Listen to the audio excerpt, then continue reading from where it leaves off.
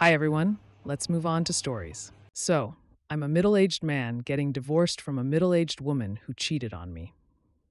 It's 2 years after she took off with her 22-year-old karate instructor, and the divorce agreement still isn't final. However, about a year in, it had to be signed, and all the aspects of it were retroactive. Meaning, immediately upon signing it, I was a deadbeat dad with a few thousand owed for child support and over $10,000 owed for alimony. I tried to fight the retroactive stuff, but my lawyer didn't see a way to stop it. So my ex put a lien on our jointly owned house and froze my bank accounts, etc. My life has been hell. My credit rating is terrible, and I have to file for bankruptcy. And now, 2 years after she left, the house is for sale. It's a short sale, so the banks are freaking out over every penny. They worry about how much they'll lose. And when they heard that a lien was in place, they realized they'd lose even more because the lien has to be paid and it comes out of their share. My ex is now freaking out too because the banks didn't accept an offer. They wanted more money. My ex sent an email to her lawyer and mine, but not to me, stating that I was holding up the sale because of the lien. She demanded that my lawyer undertake some legal process to have the lien removed. I got the delicious opportunity to tell her that I liked having the lien there. If the house sells, my back-owed money is paid off, and if it doesn't sell, well, I have to declare bankruptcy anyway, so it doesn't matter. She is now going nuts in email, lashing out at everyone. TLDR, ex-wife is freaking out because house won't sell due to a lien. She put on the house to try to bully me. Ain't karma a bitch? So I was working at a 7-Eleven for just shy of a year. The store was a franchise, which means it was independently owned by a Lebanese guy whose IQ was probably somewhere in the 80s. He treated us all like shit, and the only person who made more than minimum wage was the useless clerk he was cheating on his wife with, who, for some reason, made $15 an hour. This guy never did anything by the book. If he thought it would make him more money, then the law didn't apply to him. Nobody at the store ever got a lunch. We were barely afforded smoke breaks, and we weren't allowed to eat while on the clock. In California, when you work more than 5 hours without a lunch, you're supposed to get paid an extra hour's wages, which counts toward overtime. We didn't get that either. On top of that, when he did payroll, he wouldn't actually go by when you clocked in and out. He went by the schedule he wrote.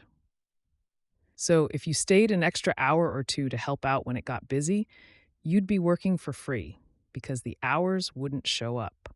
Also, your schedule was subject to change whenever he felt like it.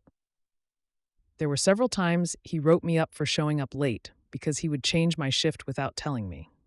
So here's where the trouble starts. Whenever we would take expired food off the shelves, we'd come in the next day and he had printed new expiration dates, pasted them on top of the old ones, and put the food back on the shelves.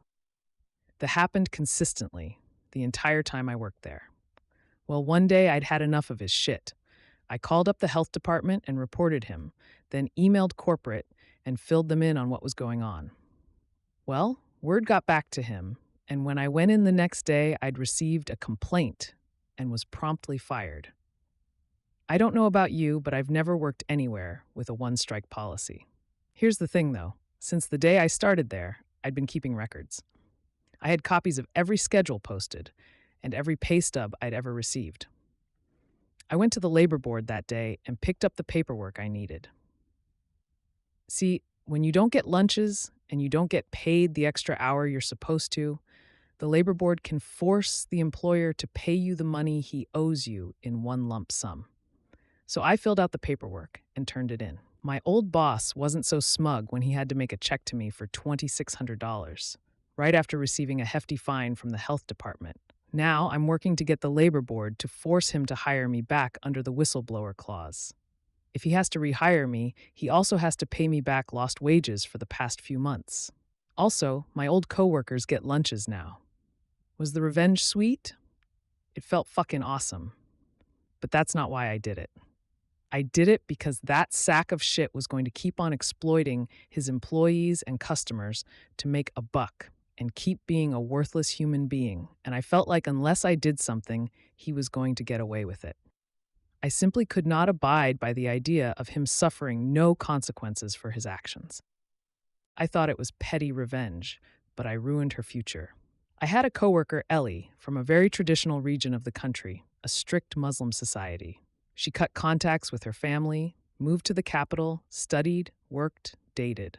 One time, Ellie asked me to make a commission for her. She offered a ridiculously small payment. My imposter syndrome didn't know better. I did the job and forgot about it.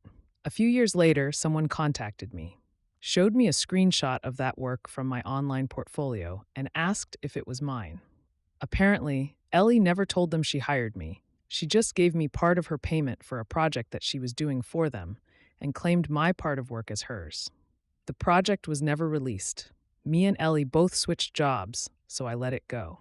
And few more years later, my then employer was hiring. She applied. She did fine and they considered her. But I told them about the plagiarism story and they turned her away. And I thought that was it. But later I found out from another ex-coworker of ours that Ellie had to return home. This was her last straw. She didn't get any luck with her career and with dating too. And now she's back at that strict Muslim region, having had a few boyfriends, waiting for her parents to arrange her marriage with whoever weds her at the age of 29. My revenge story almost killed a man. About 3 years ago, I was working in a pretty big factory. They hired through 5 different temp services, so the place was pretty much like a revolving door.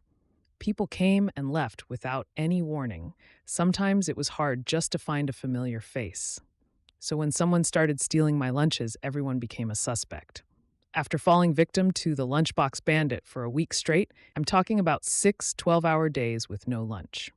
Needless to say, the frustration spawned several evil plans, but I felt the Carolina Reaper would give me the fastest and most effective results. All I know was people were going to think twice before stealing lunches. I spent all night making the best steak fajitas for lunch the next day. I finally minced the Reaper peppers into a nice pico de gallo and topped my devil fajitas off. I carefully placed my fajitas into a Tupperware bowl, garnished them with cilantro and limes, then covered them with a clear lid to display their beauty. The next morning, about an hour after I placed them in the fridge, a woman started screaming for help. I ran to the lunchroom to find the lunchbox bandit laying on the floor, gasping for air. The Reaper peppers triggered an asthma attack, and he had to be rushed to the hospital. He never said anything, and neither did I, until now. I got revenge on my neighbor, and he still has no idea I even did anything to him. My neighbor from a couple of doors down, and I had a long-running feud. It all started when his dog came into my backyard, and my dog attacked it. I was nearby and able to call my dog off before it got serious, but the other dog had a couple of bite wounds. The neighbor wanted me to pay the vet bill. When he threatened me with a lawsuit, I offered to pay half, even though I owed him nothing. It was his dog that was off the leash and in my yard, after all. He declined the offer, took me to small claims court, and lost. The trial lasted all of 3 minutes when the judge found in my favor. That set into motion him starting to fuck with me on a regular basis. My garbage cans would get knocked over every trash day. He would honk his horn and flip me off if he drove by my house. He tried to get my 10-year-old son arrested for riding another neighbor's mini bike, never called the cops on their kids, just mine. It was all stupid, petty crap. But it was a lot of stupid, petty crap, and we were growing frustrated and mildly concerned what he might do. We eventually grew tired of it and filed a restraining order against him. We dropped the legal case against him when we received a letter from his lawyer stating that he would refrain from any sort of contact with any of my family for a period of 2 years. Things settled down at that point, but I was not yet satisfied. I had been staying on the high road through all of this, not responding to any of his bullshittery in any way. I had a desire to get revenge, but never acted on it. Then one day, I hatched my plan of evil genius. I was in the hardware store and I noticed some Japanese beetle traps. These traps are just a plastic bag with a scent pack. The beetles are drawn to the scent, fall in the bag, and can't get out. They also sold refill packages of the scent packs only, 4 per package.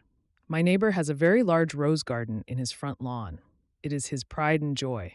Japanese beetles love roses, so I bought 4 packages of the refill packs. The scent pack is a waxy substance in a shallow plastic cup. I put the packs in the freezer overnight to allow me to pull the wax out easily. The next morning, I woke up at 3 a.m. I popped the wax squares out of their cups and put them in a baggie. Then I crept over to my neighbor's house and spread the wax squares in the mulch under his rose garden, covering them from view with a bit of the hardwood mulch. That day was a hot one. By 11 a.m., it was north of 90 degrees F. I figured the wax had probably melted into the dark mulch. Also, by 11 a.m., the Japanese beetles were starting to arrive at my neighbor's roses. I went on a bike ride later in the evening and could see a small swarm of them attacking the roses. My neighbor had not yet noticed what was happening. By noon the next day, there was a freaking cloud of them. There had to be hundreds, if not thousands. My neighbor noticed. That afternoon, I could see him spraying them and spreading 7 powder and waving his arms in the air in frustration. By the third day, there were thousands of the beetles, if not tens of thousands. They were everywhere in his front lawn and wreaking havoc on his roses. By the end, 4th day, there was nothing left of his rose garden other than a few tattered leaves and the thorny stalks.